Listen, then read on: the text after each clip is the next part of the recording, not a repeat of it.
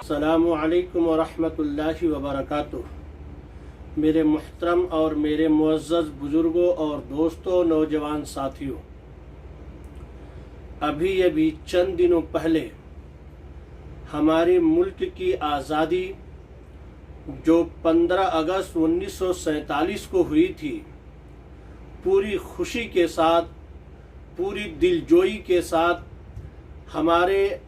हमवतनों ने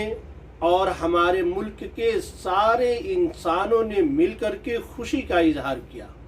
और होना भी चाहिए। इसलिए कि 15 अगस्त सन 1947 का जो दिन है, कितनी मेहनत और मुशक्क़त के बाद, कितनी जद्दोजहद और कोशिश के बाद मेरे दोस्तों ये तारीख़ और ये दिन रंग लाया। मेरे दोस्तों, आपको पता है, आपको मालूम भी है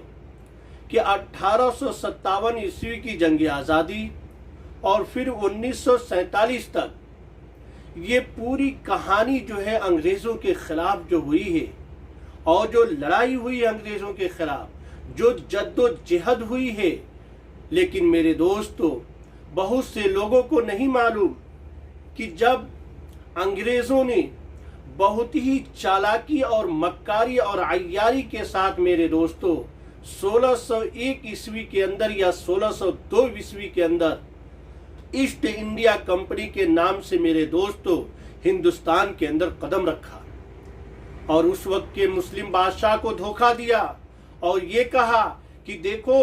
हम तुम्हारे मुल्क हिंदुस्तान के अंदर तिजारत और बिजनेस करना चाहते हैं, यहाँ के माल को इंग्लैंड और इंग्लैंड के माल को हिंदुस्तान में बेचेंगे, तुम्हारे मुल्क को भी फायदा होगा और हमारे मुल्क को भी फायदा होगा। मेरे दोस्तों, ये धोखाबाजी, ये मक्कारी और ये अय्यारी काम कर गई, और हिंदुस्तान का जो बादशाह था मेरे दोस्तों, वो इस बात को नहीं समझ पाया, उसके दिमाग में ये बात नहीं आई,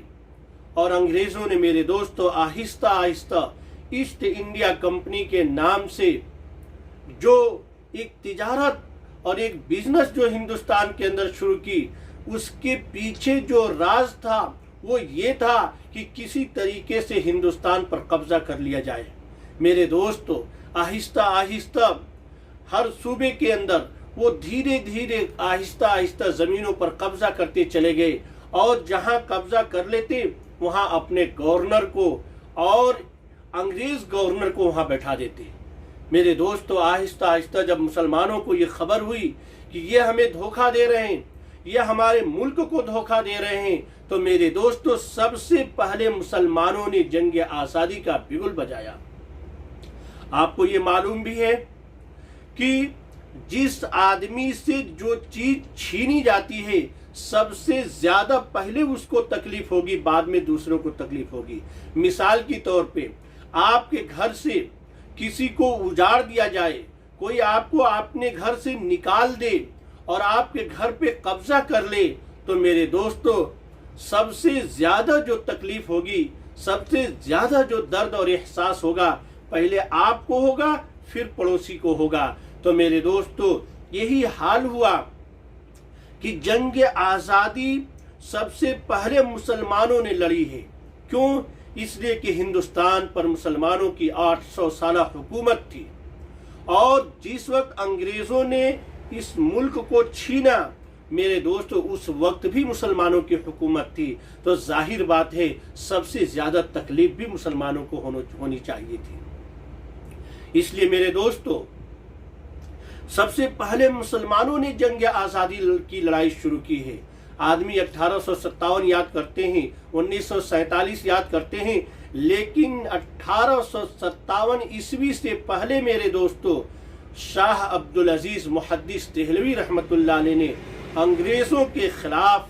जिहाद का फतवा दिया था। मेरे दोस्तों, बहुत से लोगों को ये तारीख मालूम नहीं है, इसलिए मैं बताता हूँ कि सिर्फ 1857 ईस्वी न समझे, इससे पहले जो लड़ाइयाँ हुई हैं मेरे दोस्तों, और 1857 ईस्वी की तारीख तो आपको मालूम है कि दारुल देवबंद के जय्यालों ने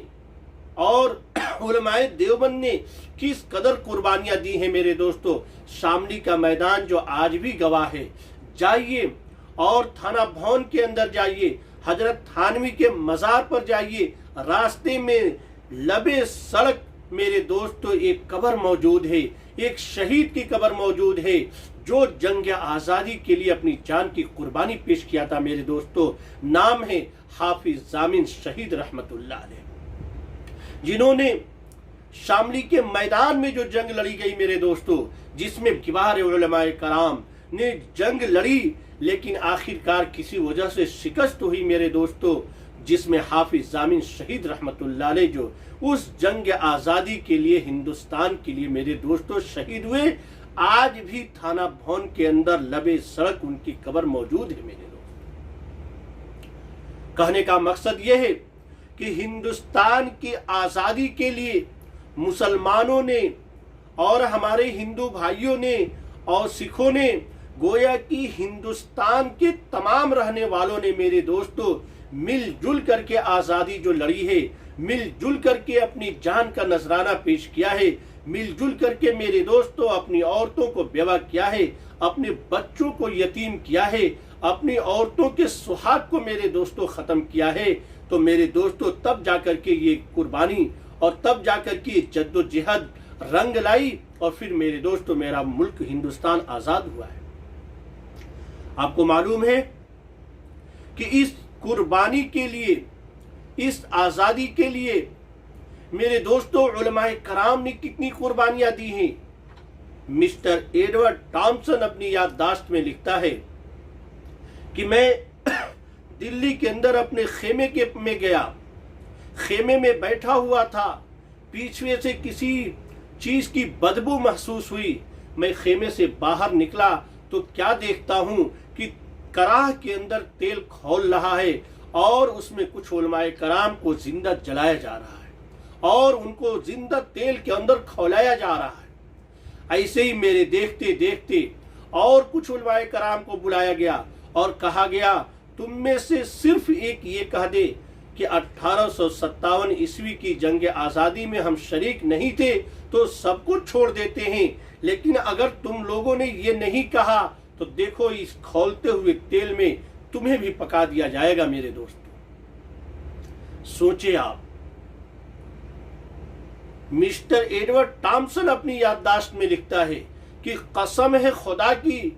उसमें से सारे के सारे उलमाए कराम उस खौलते हुए तेल के अंदर पक गए, लेकिन किसी ने ये कहा कि हम 1857 ईस्वी की जंग आज़ादी में शरीक नहीं थे। मेरे दोस्तों तारीख गवाह है कि चांदनी चौक से लेकर के